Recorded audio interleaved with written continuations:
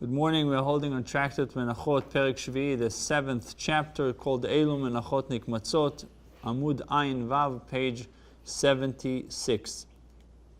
Kol HaMenachot Teunot 300 Shifa.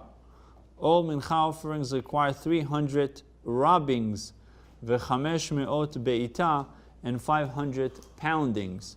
Shifa uve'ita bechitin, the rubbings and poundings apply to wheat. Rabbi Yossi says, bevatzek, they apply to dough.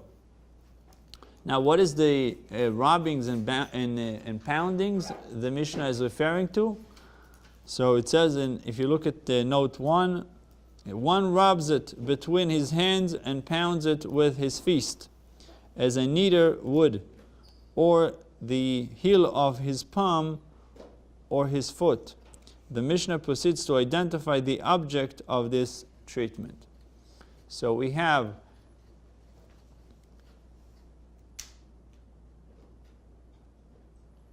$300 of the rubbings and the 500 of the poundings.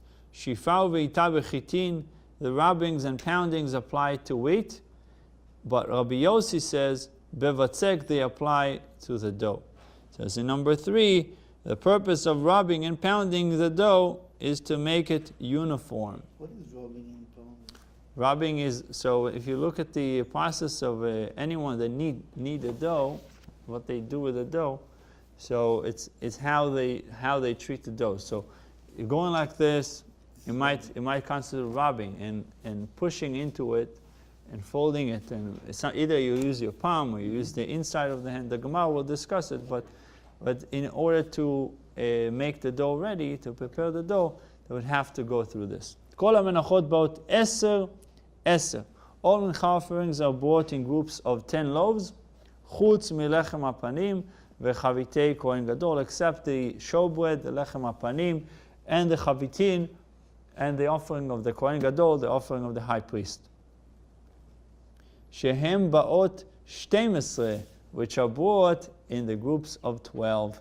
Divrei Rabbi Yehuda, these are the words of Rabbi Yehuda. Rabbi Meir Omer, Rabbi Meir says, Kulam ba'ot 12, all the menachot, all of them are brought in groups of 12 loaves. Chutz mechalot todah u'nezirut, except the breads of todah offerings, and the nezirut offering, the Nazarites offering, shehem ba'ot 10, which are brought in the groups of 10.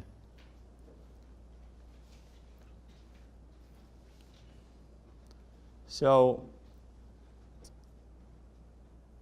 there's already, in the beginning of the Mishnah, the first part of the Mishnah, we have two opinions. One opinion says that this special kneading of 300 rubbings and 500 poundings is only when it comes to wheat. Rabbi Yossi says when it comes to dough, applies to dough. And then we have also another debate regarding the amount of the loaves. A general rule is all the menachot, all the mincha offerings came 10, except the lechem hapanim, the showbread, and the chavitin, the mincha, the offering of the kohen gadol, of the high priest, that there are coming 12. These are the words of Rabbi Yehuda. Rabbi Meir Omer, Rabbi Meir says that they all come 12, except of the breads of the Torah offerings, Korban Todah, the Torah offerings, and the Nazarites that they are coming, the Nazarites offering, it's only 10 loaves, the groups of 10 rather than 12. Tana, shaf achat, he rubs once, bo'et shtaim, he pounds twice. Shaf shtaim, bo'et shalosh, he rubs twice, then pounds 3 times. This sequence is carried out 100 times for the total of 300 rubbings and 500 poundings stated in the Mishnah. So you couldn't just knead the dough, you had to do it in that specific sequence. By Rabbi Yirmiyah, Amtuye ve'atuye echad is back and forth, amtuye ve'atuye, between one's hand considered one rubbing. Odilma amtuye ve'atuye trei, or perhaps rolling it back and forth is considered 2 rubbings. So he's asking a question. Is the back and forth, the rolling it back and forth is considered 1, or it's considered 2? Teiku, the Gemara offers no resolution. What is it? It's considered 1 or 2. The Gemara doesn't answer. Teiku. Shifa uve'ita bechitin. The rubbings and poundings apply to the wheat. Rabbi Yossi Omer, as we learned in the Mishnah, that it doesn't apply to wheat, it applies to the dough. They asked, bevatzek velo bechitin. Does Rabbi Yossi mean to the dough and not to the wheat? Or dilma af bevatzek? Or perhaps he means that also to the dough, not only to the wheat, also to the dough. That's the question. What does Rabbi Yossi really mean? Dough and not wheat, or dough and wheat? Meaning adding this whole sequence of rubbing and pounding to dough and wheat. Tashma, the Gemara, come learn the following proof. The Gemara answers that Tanya was taught in a baita, shifau veita bechitin. The rubbings and poundings apply to wheat. Rabbi Yossi Omer, shifau veita bebatzek. The rubbings and poundings, according to Rabbi Yossi, apply to the dough. Rabbi Yossi implies that he includes only dough and excludes wheat. So that answers the question. He's excluding wheat according to Rabbi Yossi.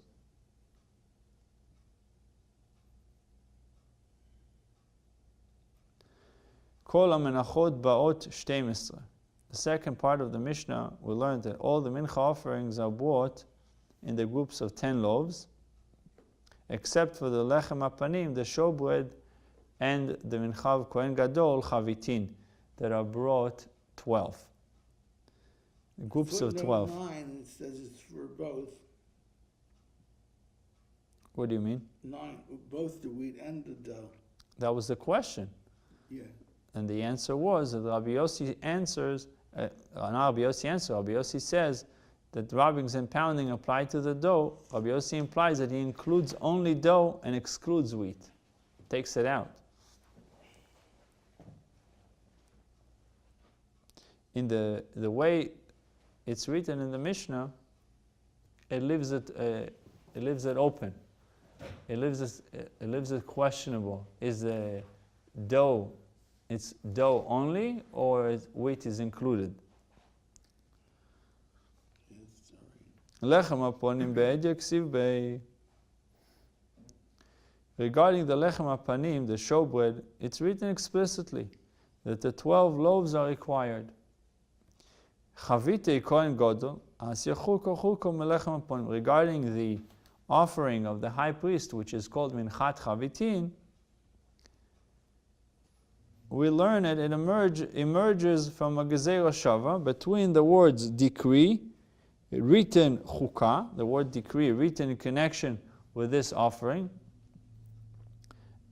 the offering of the showbread, and the word decree written in reference to lechem hapanim. So one decree regarding Kohen Gadol, and another one regarding lechem hapanim, the showbread. The gezerah shava teaches that just as lechem hapanim must be baked as 12 loaves, so must the chavitin. One of the formulas of the Torah, gezerah shava, means we are finding similar words that are written in different commandments. So regarding, which is also a similar commandment. So regarding the showbread, it says the word chukah, statue, and regarding chavitin, it says chukah. So Gemara says the same way that lechem hapanim is 12, chavitin should also, the offering of the Kohen Gadol should also be 12. Okay? Yes. Shaveh means in Hebrew to compare, equal, right? And Gzerah is a decree, because it says chukah. What is a chok? Chok is a law. Chukah hakakti, Gezerah gazarti. I made the decree, and the king makes a decree, and we have to follow. Kol ha-menachot, the Gemara gives the source requiring the other menachot to consist of 10 loaves. Kol menachot devot 10. All the other menachot which are brought in groups of 10 loaves, menalan. From where do we know it? Gamar milachmei todah. We derive it from todah bread. Malalan 10, afkan 10. Just as here, the todah bread must be baked in groups of 10, afkan 10. So here as well, the other menachot must be baked in groups of 10. Veleilaf milechem apanim, but let us derive the law of the other menachot from the lechem apanim, from the showbread. Ma'alalan 12, afkan 12. In other words, why do you choose to learn from Todah that it's 10? Let's learn from lechem apanim that it's 12, and let's say that all the menachot should come 12 instead of 10. The Gemara explains why the law of the other menachot is inferred from the Todah bread and not the lechem apanim. Why specifically we're learning that it needs to be 10 from the Todah, not from lechem apanim, not from the showbread. Mistabra milachmei Todah v'lelemela. It's more reasonable that we should learn it from Todah. Why? Sheken, because they have the following characteristics in common with the Todah breads and not with the showbread. Yachid, first of all, they are brought by an individual. Yachid, amitnadev, they are brought by one who donates. So not only it's individual, it's someone that donates, meaning he's not obligated to give, he donates. Shemen, they contain oil. Nifsal, they become disqualified through being left overnight. Shelo b'Shabbat, they are not offered on the Shabbat, the Todah. V'shelo b'Tumah, and Korban Todah, they are not offered in a state of impurity, in a state of Tumah. So the Gemara finds all these characteristics that are common with the Todah breads, and therefore learned all the other menachot from the Korban, from the Minchat Todah.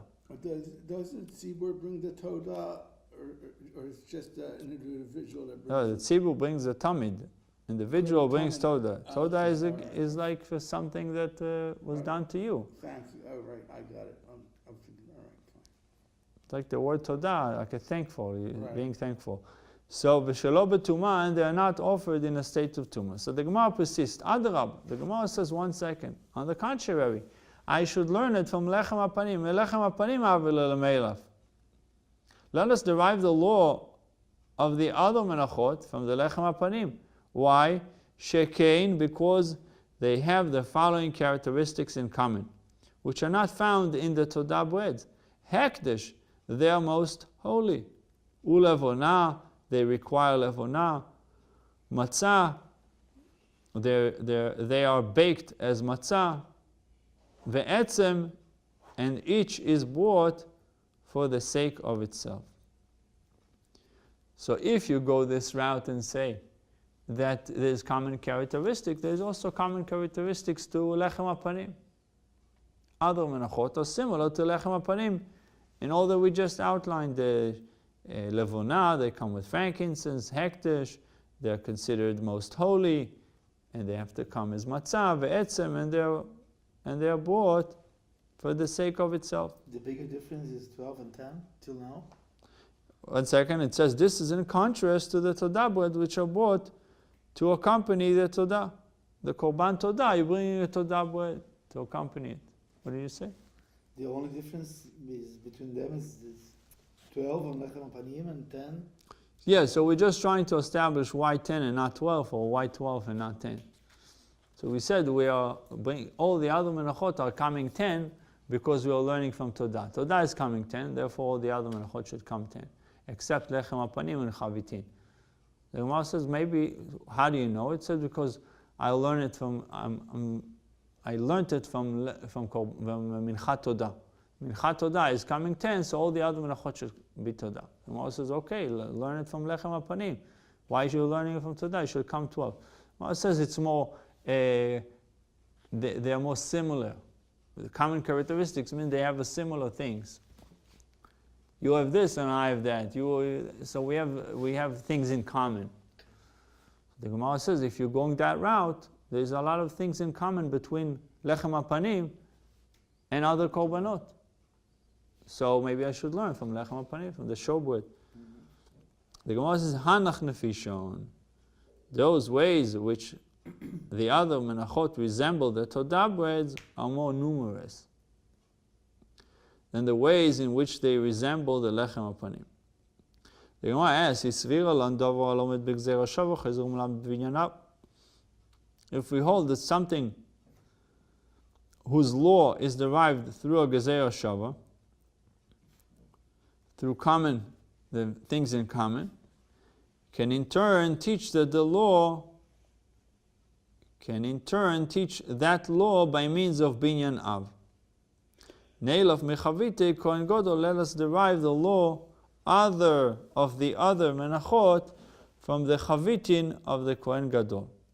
If you look at 26, it says the law requiring 12 loaves, that you have to have 12 breads, is stated explicitly in connection with lechem hapanim. Regarding lechem hapanim, it says clearly you have to bring 12 loaves.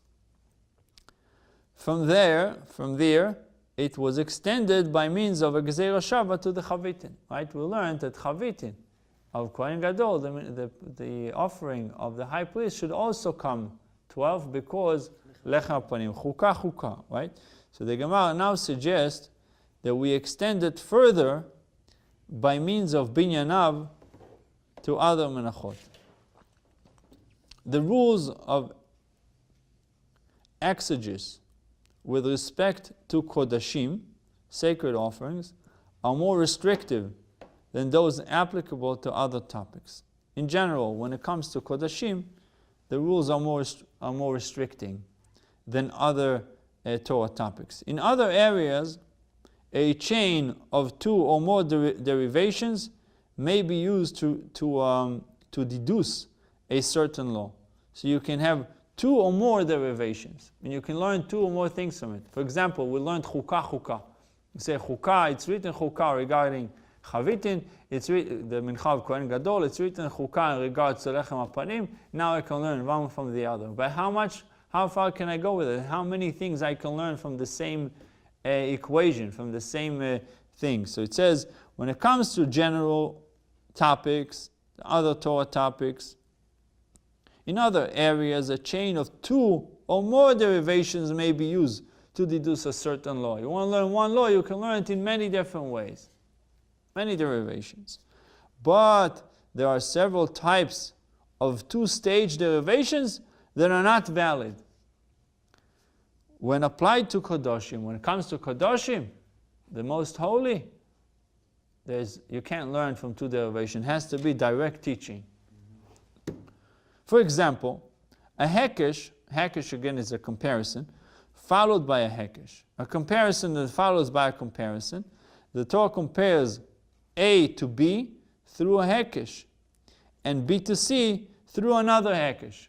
Say A is close to B, and B is close to C. That's already the second hekesh. The law of C cannot be derived from A, because B is teaching C. The Torah compares A to B through a hekesh and B to C through another hekesh, through another comparison. The law of C cannot be derived from A. The Gemara in Zavachim, which we learned before, 49b and 51a, considers various other permutations, including the one discussed here, namely a gezer shava followed by a binyan av. It leaves unresolved. Usually it leaves unresolved the question of whether this practical combination is valid. The commentator asks, the Gemara above derived the law of other menachot through a binyan av from the Todah breads. Although the law of the Todah breads themselves is derived through a gezer shava from Terumas Meiser.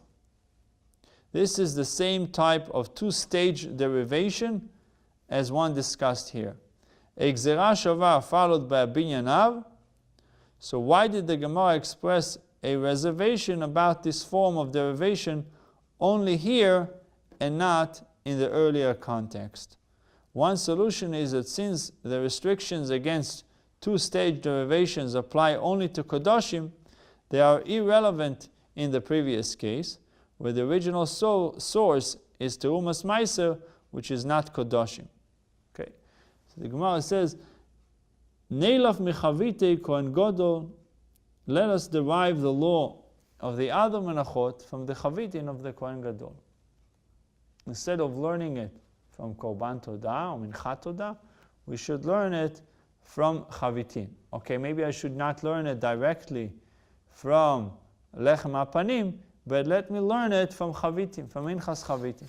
Ma'alalan 12, Afkan 12. Just as chavitin is 12, here also it should be 12. Mistabo milachmei Todah v'le'lemeilaf. The Gemara says it's more reasonable to learn it from Lachmei Todah. Why sheken hediot?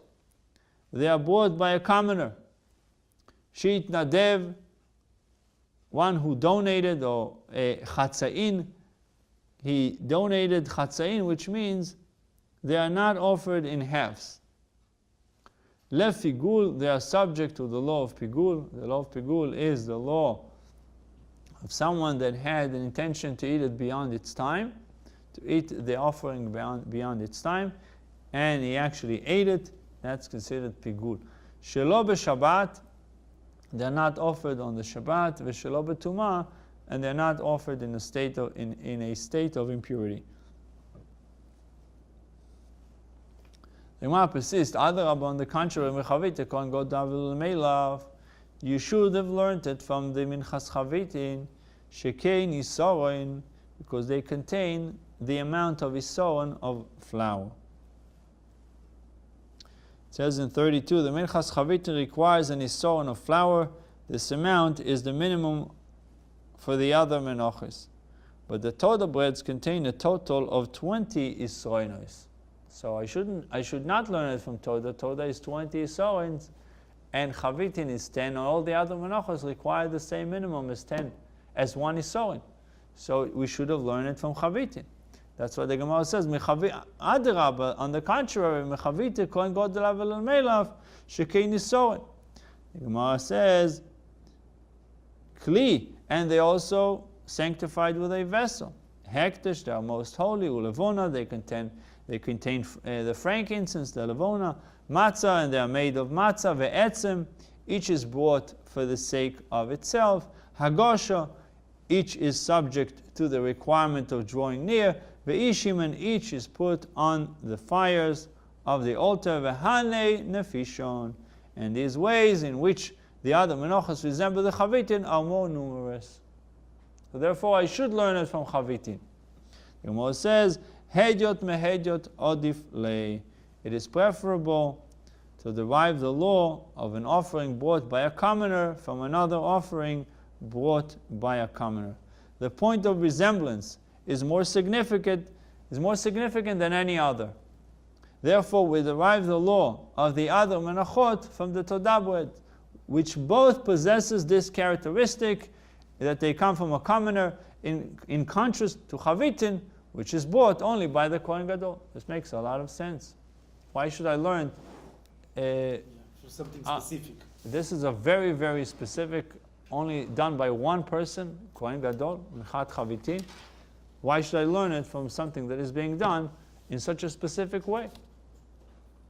From Other menachot, even though they don't have the same amounts necessarily, because Minchat Todah is 20 isaron, as we learned.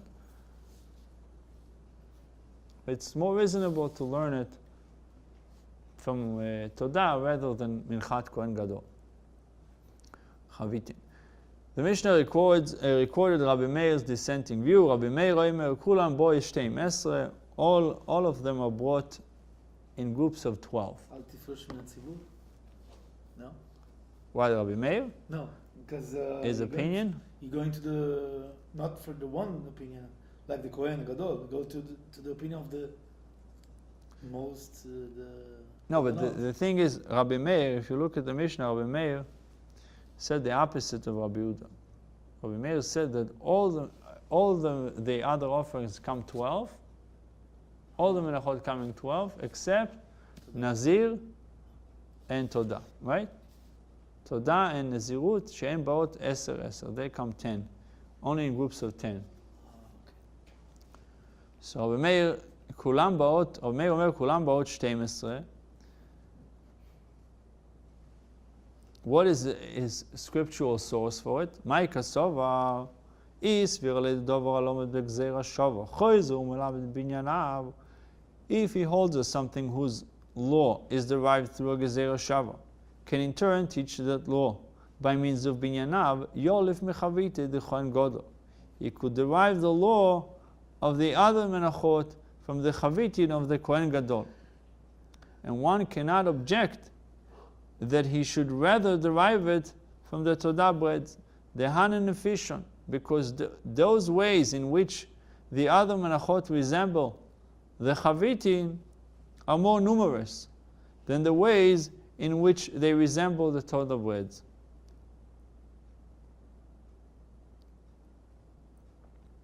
Alternatively, if Rabbi Meir holds that a law learned by means of Gezer HaShava cannot then teach another law by means of Binyanav, Yolif Melechem Aponim, he would derive the law of the other menachot from the Lechem Aponim. Although the other menachot have more in common with the Todah breads than with the Lechem Aponim, that is not a problem. Hekdesh me'ekdesh odifle, because he may prefer to derive the law of most holy offerings, such as the Menachos, from another most holy offerings, the Lechem Aponim. The Gemara cites the continuation of Rabbi Meir's statement in our Mishnah. Chutz milach metodo neziru shem bois eser eser, except for the breads of the Todah offerings and the Nazirus offering, which are brought in groups of 10. Lach metodo behed yaksiv biu. In the case of the Todah breads, it is written explicitly that they are baked as 10 loaves. Nazirus the Omar Mar. The source for the 10 loaves in the case of Nazirus, in the case of a Nazarite that brings his offering, it's derived from the Todah. As Mar said, as Master stated in a Baita Shalomov, when the passage of the Todah offerings, the Torah states his Shalomim, L'Rabbi Shalom Nazir, it comes to include the Shalomim of a Nazir in the laws of the Todah. Amar Rav Toivi Bar Kisna Amar Shmuel Lach Metoida She'afon Arba Chales. Rav Toivi Bar Kisna said in the name of Shmuel, if one baked the Todah breads as 4 loaves, Yotza, he has discharged his obligation. But we need 40 loaves, not 4. The Gemara says, Le mitzvah, 40 loaves are needed only to fulfill one's obligation according to the required procedure. But the offering is nonetheless valid with 4 loaves. The Gemara says, Gemara is asking, but one must separate Teruma from them. How can one do this if each type of bread consists of only a single loaf? And if you will say that he separates a piece from each and every one of the loaves, why this would be unacceptable? For the more merciful one in the Torah says, Sheloital parus, which implies that one should not take a broken loaf as teruma, but should take a whole one. You have to be a complete. Tafrishinu belisha. The case must be that he separated teruma from them in the kneading stage, in the lisha. That is, when each type was still a dough before it was baked, he removed 1/10 as teruma. So although he made only 4 loaves, but he separated the teruma while they're still dough before he baked them. Shmuel's ruling is challenged. Meitive, they objected. He objected it on the basis of the following baita. Kol hamenachot sheriba b'midat chalatan, all mincha offerings whose number of loaves was increased, or shemi'et b'midat chalatan, or whose number of loaves was decreased, kesheros are valid. Chutz milechem hapanim v'chavitei kohen gadol v'lachmei todah u'nezut, except for the lechem hapanim, the chavitin of the kohen gadol, the breads of the Todah offerings, and the Nazirus offering. The Braita rules, contrary to Shmuel, that the Todah breads are invalid unless they are baked in groups of 10. The Gemara defends Shmuel by showing that he has alternative Tanoic support. Who? Shmuel. The Omar Kiai Tanu. Kol HaMenochos, who rules in accord with the following Tana. The Tanya, Kol HaMenochos Sheriba b'midas chaloson, Oy shemiet b'midas chaloson, all mincha offerings whose number of loaves was increased, or whose number of loaves was decreased, kesheros are valid. Chutz melechem haponim v'chavite kohen gadol ve'eshem aflach metodah u'nezirus, except the lechem haponim and the chavitin of the kohen gadol, and some say even the breads of Todah and Nazirus, the mincha of the Nazirites. The first Tana, who does not make an exception for the Todah breads, evidently holds that the number of Todah breads is not essential to the offering's validity. This is the Tanaic opinion adopted by Shmuel. Amar Ravuna minchas maifer she'ofo chalo achas. If one made an oven baked mincha as only one loaf, yotza, he has discharged his obligation, the offering is valid. My time, what is the reason? Matzot ketiv. Concerning the chalas of the oven baked mincha, it is written matzot in the deficient form, without a vav, mem tzadik taf, without the vav, which teaches that even if the number of loaves is deficient, the offering is valid regardless.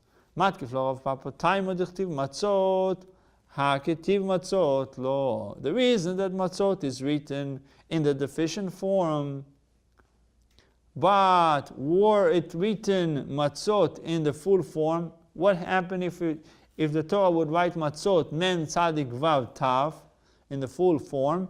Lo, Rav Huna's ruling would not apply, and 10 loaves would be essential. However, regarding the Todah bread, zechtiv matzot, over there it says mem tzadik vav tet in the full form. V'omar Rav Tuvi bar Kisna amar Shmuel. Rav Tuvi bar Kisna said in the name of Shmuel, lachmei toido shafon habachalis yotzo. If one baked the Todah breads as 4 loaves, he has discharged his obligation. The Gemara says, I peliga, that ruling by Shmuel disagrees with the ruling by Rav Huna, whereas Rav Huna derives from the full form matzot that the full complement of loaves is essential. It has to be 10 is essential, and the number 10 is essential to the validity of the Todah. Shmuel maintains that 1 loaf of each type suffices.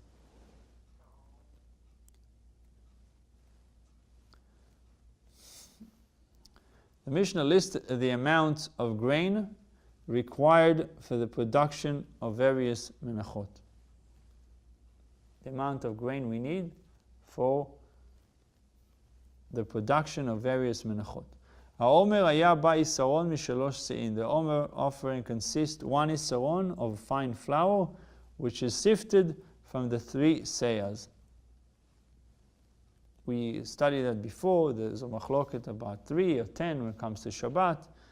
But the Omer offering consists of 1 isaron, fine flour, which is sifted from 3 seyas.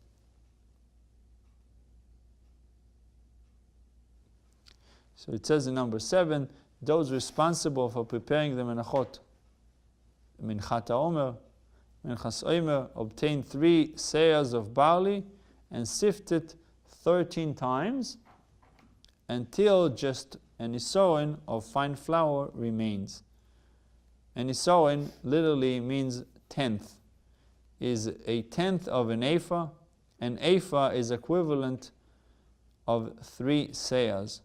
The original volume of barley, 3 seyas, is 10 times more than the single isoin of fine flour produced in the end. So what am I getting? I have one isoin is 10 times. If I multiply one isoin by 10 times, I get to 3 seahs. So you would go to the field, harvest 3 seahs, grind it, do all the work that is required to turn it into ephah, to flour, To get one isara. with flour of barley, and you get one isoin. And once the they're ready- sifting was 13 times. So once you get the isaron is ready, you have to refine it. No, that's it. That's it. That's the refinement is being done 13 times until you get to one isoin. Then it's ready to use. Yeah. Then it reaches the quality that we are looking for. Shtei alechem shtei isoinim misholosh sein. The shtei alechem of a shavuos consists of 2 isoins of fine flour, which is sifted from 3 seahs. Now over here, we're getting 2 isoins from 3 seahs. We're getting double the amount from 10 seahs, meaning we are not sifting it as much. Okay. That's what it means. The shtei alechem, it says number 8, includes 2 isoins of flour, 1 for each loaf. The starting volume, 3 seahs or 1 ephah, is 5 times more than the final amount, 2 isoinos or 2/10 of an ephah. So in other words, when it comes to the oimer, it was 10 times more than 1 isoin. When it comes to the 2 loaves of Shavuos, was 5 times the amount. So the isoin was 5 times the amount because they able to get 2 isoin from it, each one for each loaf. Why not 6?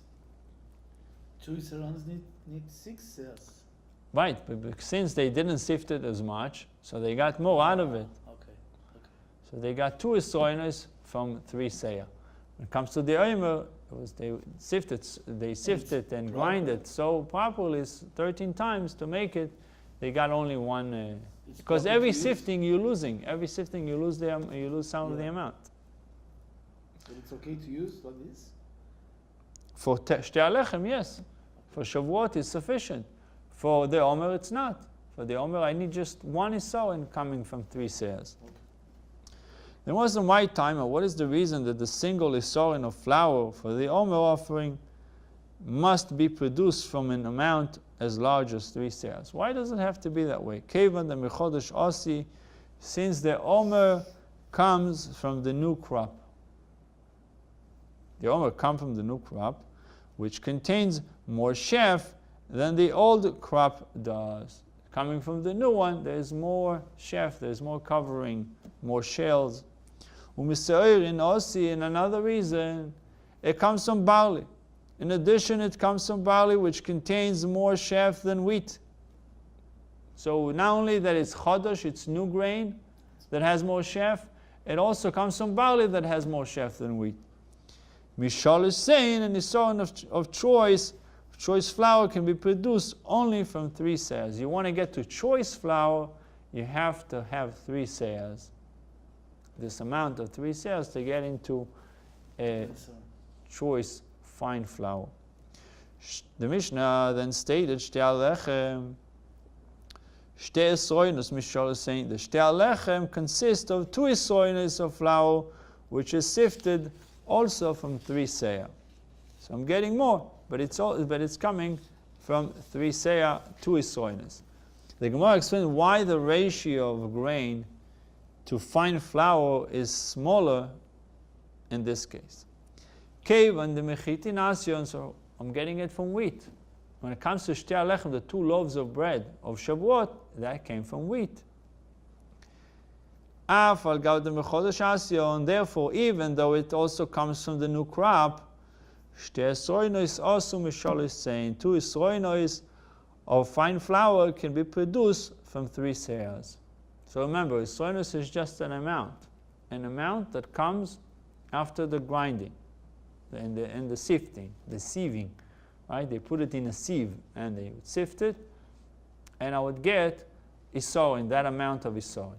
So when it comes to Shtei Alechem, since it comes from wheat, although it's a new grain and has a lot of chaff, but still it would be, it would produce 2 Isroinos from 3 seah, from the same amount.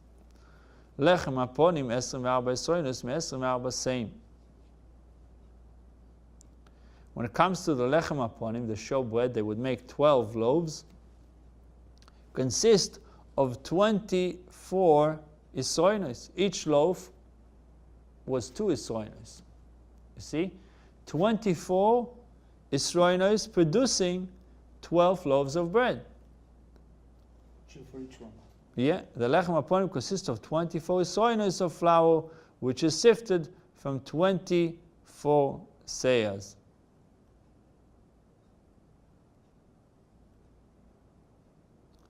The Gemara asks, my timer, what is the reason that lechem aponim requires such a small ratio of grain to find flour?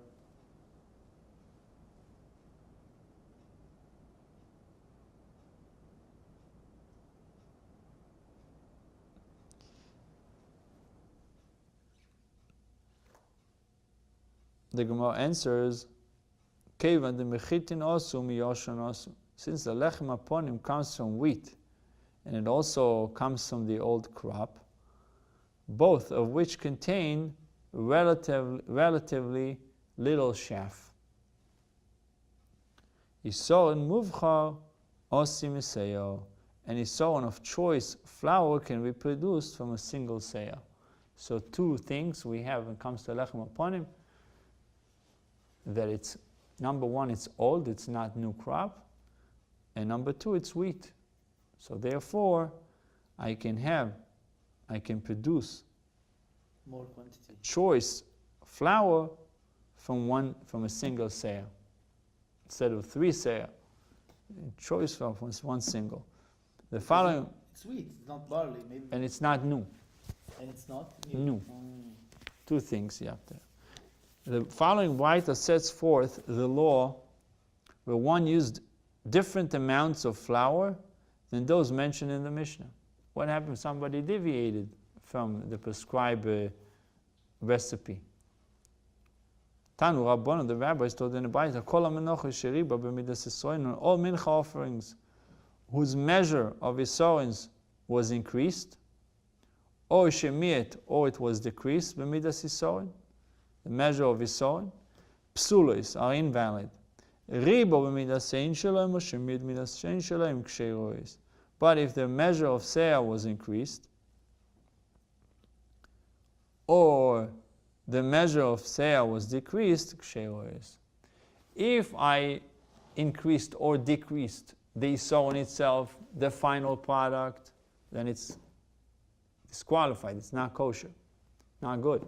But if I increased or decreased the beginning process, the seahs, right? We learned 3 seah, but ultimately I have 1 Yisroin of fine flour, it's kosher.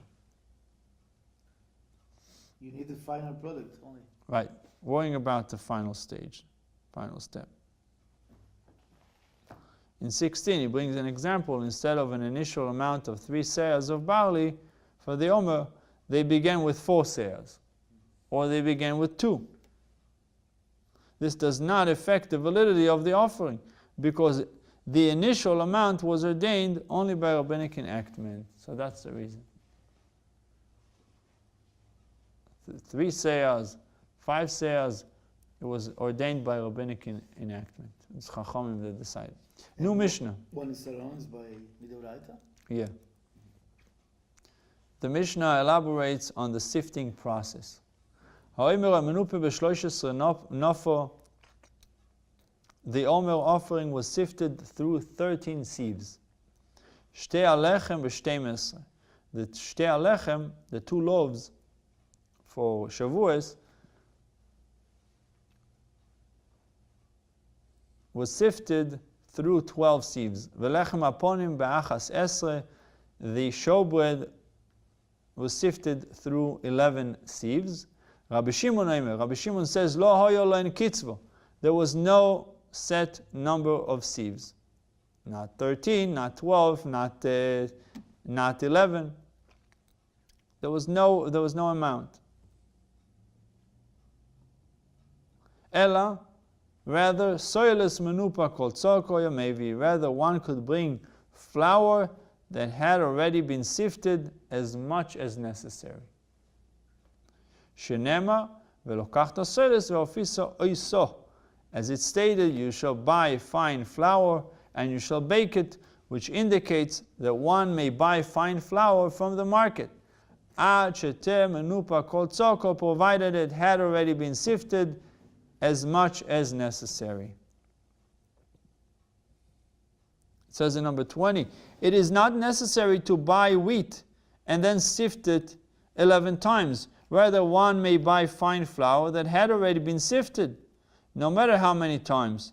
Rabbi Shimon derives this from the words "Elokachta soles ve'ofisa oiso." The straightforward meaning is, you shall bake it, you shall take fine flour, and you shall bake it. But Rabbi Shimon renders "Velokachto," as you shall buy. The verse implies that as soon as you buy the fine flour from the market, it is fit for baking, provided that it's sufficiently fine, and no further sifting is necessary. So you buy the Yisron ready. Yeah. You can buy.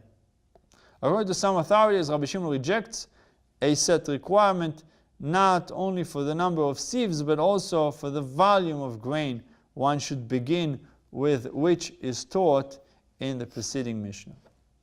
Tanu Rabbanon, the Gemara cites a braita that describes the sifting process. Tanu Rabbanon, the rabbis taught in a braita, bedaka begasa, bedaka begasa. The flour was sifted through a fine sieve, through a coarse one, through a fine one, and through a coarse one. So we start with daka, with a fine sieve, then we go into gasa, go into a coarse one, and then again, fine and coarse. Fine, coarse, fine, coarse.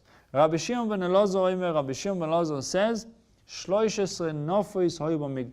there were 13 sieves in the temple. This one above that one, and this one above that one. They were of increasing level of coarseness. And the upper one, a relatively coarse sieve, collects the bran. Tachtoino koletes soiles. A lower one, a relatively fine sieve, collects the fine flour. Rabbi Shimon says there was no set number of sieves.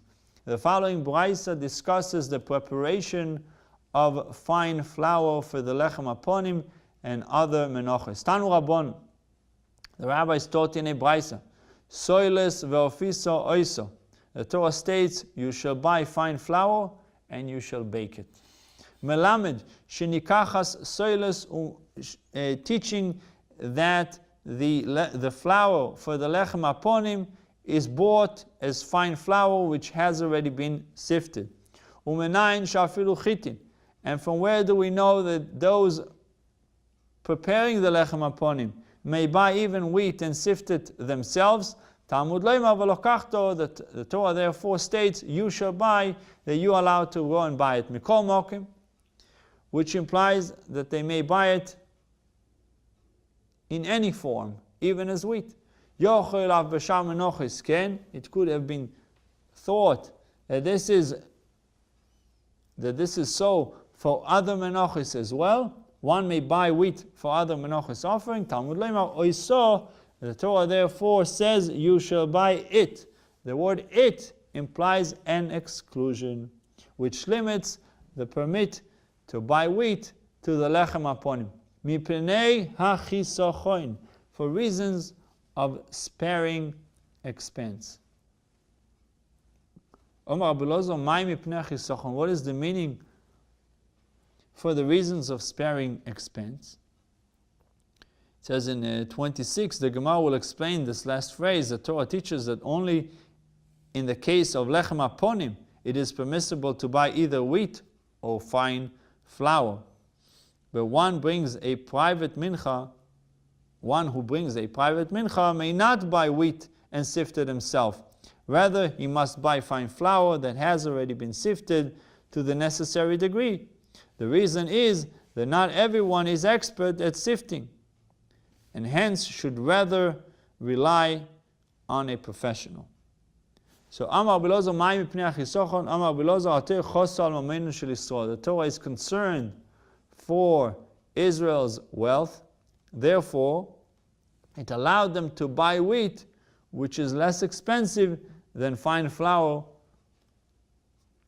for the lechem aponim, because fine flour, somebody already did the work for you. Hey Charemiza, where is this principle hinted that the Torah cares about our money, or the Torah is concerned with our money? Dichtiv veishkeiso esoedo vesbeirom. In the following verse, for it is written, give drink to the assembly and their animals. It's in the book of Numbers, Chumash B'Midbar. It says, the whole pasuk says, Kachas amate, Hashem tells Moshe Rabbeinu, take the staff, v'hakil esaido, and gather the community, ato ve'arin achicha, you and your brother Aaron, v'dibarto l'sela, the famous story, and you should speak to the rock, and le'ineim, in front of them, v'nosan meimov, the rock will produce water, and water will come forth. You will bring water out of the rock, and you will give water to the people, to the community. These words are telling us that Torah is concerned with our money, because it also feeds. Hashem says to Moshe Rabbeinu, and I want you to give water also to the animals, not only to them. Hadron aloch. Elu Menachos Nikmotzos, we shall return to you, the 7th chapter, called Elu Menachos Nikmotzos. These are the Menachos that Kemitzah is being done with, and will continue, God willing, tomorrow.